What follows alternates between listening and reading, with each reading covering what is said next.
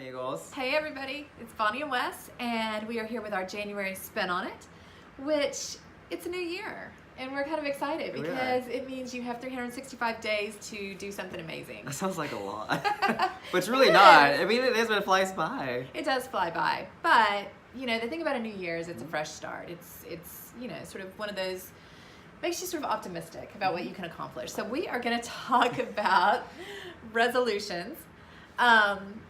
And ways that you can achieve them and be successful at them, because we've noticed, just you know, both as You've experienced as fitness people and as trainers too, that one of the most common goals that people set for their New Year's resolutions is generally it's health and fitness related. They either want to hit the gym more, they want to get in shape, they want to lose weight. Maybe it's change their eating habits. Yeah. You know, look at nutrition more. It's just a hot It topic. is. It's you know, something that I think everybody probably puts at the top of their list. So if you've been to the gym in January, you can see that in action because the gym is packed. You can't get to your machine. People get a little annoyed about that. You can't get your favorite bike, you know, whatever it is. So, but then you might notice that by February or March, fizzles out, y'all. Yeah, so suddenly. But why? Why Well, does this happen? because maybe people aren't making smart resolutions. So you guys have probably heard about this. It's nothing new. It's a little buzzy right now, but it's not a new concept.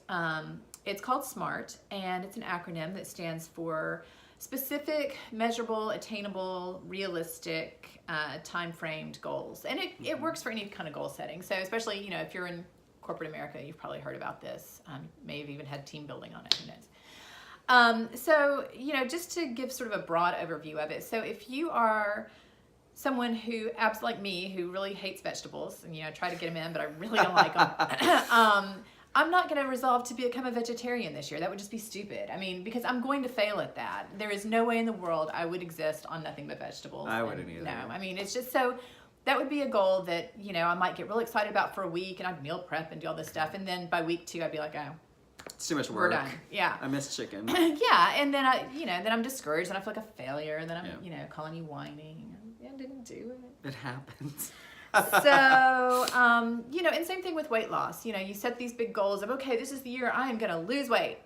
Well, okay, how? How are you going to do that? How much weight do you want to lose? You know, if you go into it saying, I'm going to lose 50 pounds in January, well, you're probably not. That's like one of the most disappointing things too as a trainer is, you know, your goal is to make your clients, you know, realize the potential they have and how important health and fitness is. And when you don't think about something that is so important to us and to them as well, like it's just sort of crushing, you know, when you want to try something but you don't have a plan.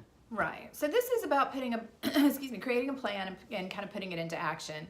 That can help you stay on track and help set you up for success and for more than just short-term fixes, for long-term life changes. So whatever that is, whether it's health and fitness related, whether it's work related, whether it's family related, whatever your goal is, you can apply this to pretty much any resolution and make it stick and make some real positive life changes. So we are going to share with you one of each of our New Year's resolutions and how we plan to use the SMART method to hopefully succeed. Yeah, hopefully. Hopefully, check back with us this time next year. To hopefully succeed and give you guys an idea of sort of how it works. So why don't you start? Yes. So my main resolution this year is to limit the amount of processed sugars that I consume. That's not mine. Since November, I pretty much have eaten every cookie, piece of cake, chocolate that's been presented to me. And I've enjoyed every one of it, but my body has not. You know, so mentally, physically, you know, I've had a little bit of headaches, I've had bloatedness that I hate. And so, you know, I realized that this is something that I'm doing to myself. I'm enjoying it along the way, but not the aftermath. So I want to just sort of start fresh. 2018, like Bonnie said, it's a new chapter, new year. And so I want to limit it. Now, you know, I'm being realistic and not completely cutting it all out because I know I might slip up along the way. So I just want to make sure that my specific goal is to target processed sugars and just limit the amount that I am consuming.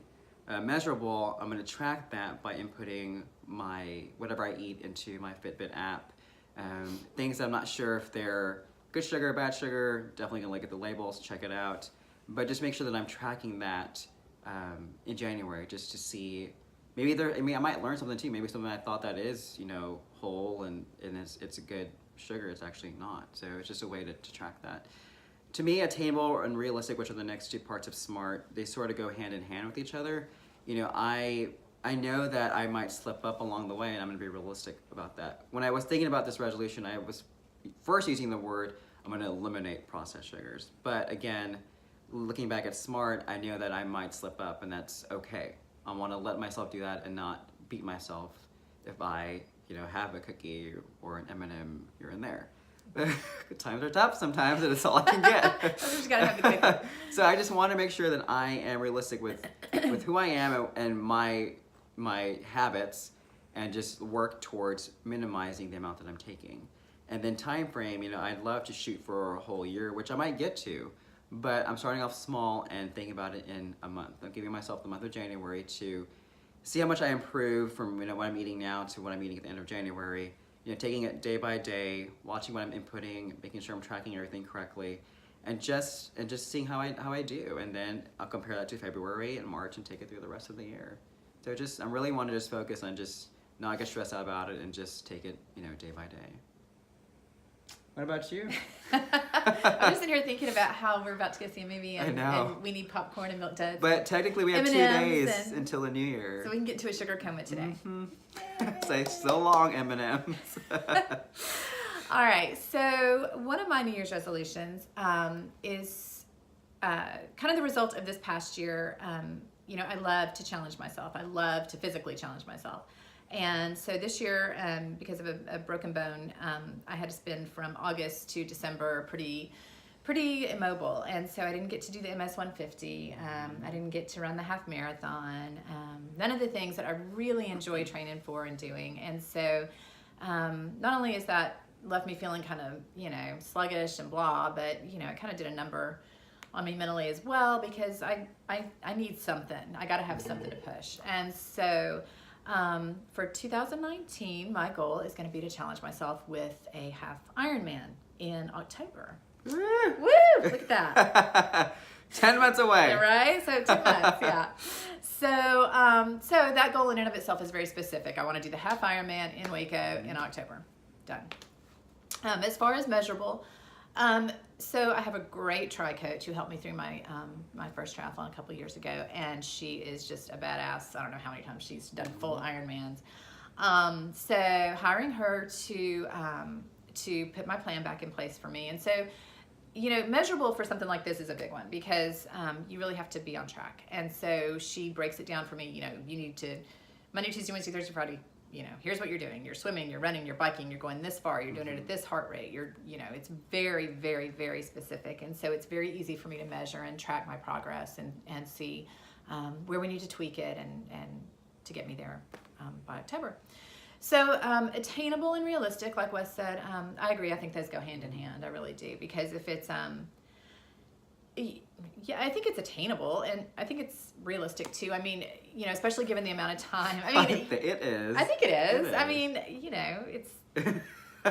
So I guess to be realistic, my goal, I guess, would be to just finish it. Mm-hmm. I want to just finish it. To push past that a little bit, I would like to finish it without stopping. Without having to stop and walk through the run part. Because I'm imagining I'll be pretty tired at that point. Yeah. So I think it's attainable and realistic. I mean, I've given myself enough time to plan for it. I plan to start training for it in March, and so March to October. What's that? I don't know. You're asking 7 me to do months or math. something.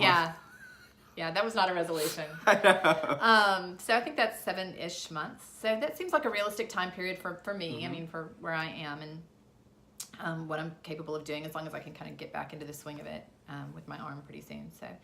And time framed, it is what it is. It's in October. I'm going to start in March. Boom, that's 7 months. So, there's a very specific end goal. What did you say? Boom. Boom.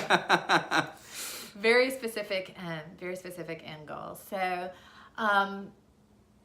hopefully putting all those things into practice will set me up for success. I'll do it. I'll finish it.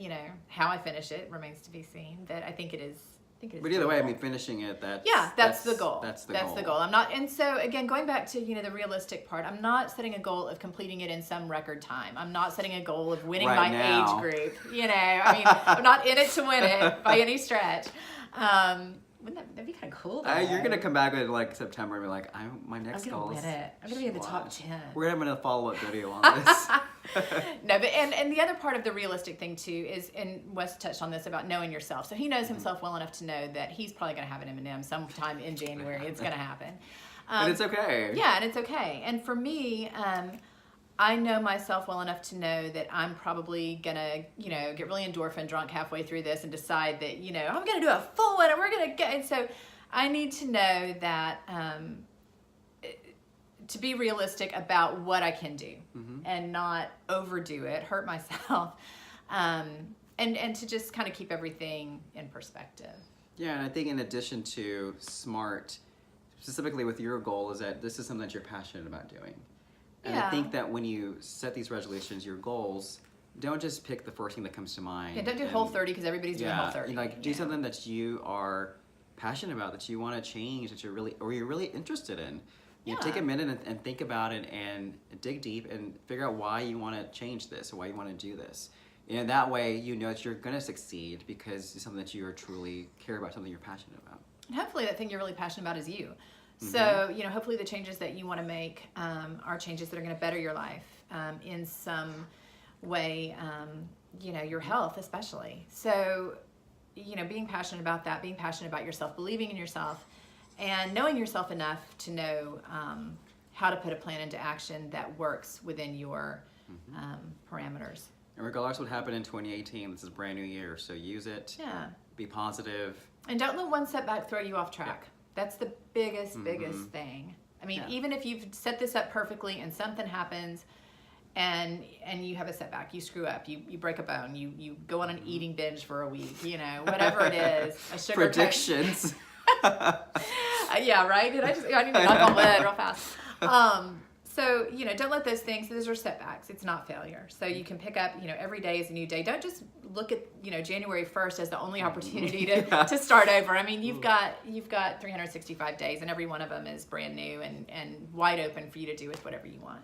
So good luck, guys, and hope you have a blessed new year, and we'll check y'all later. Bye. All right, bye.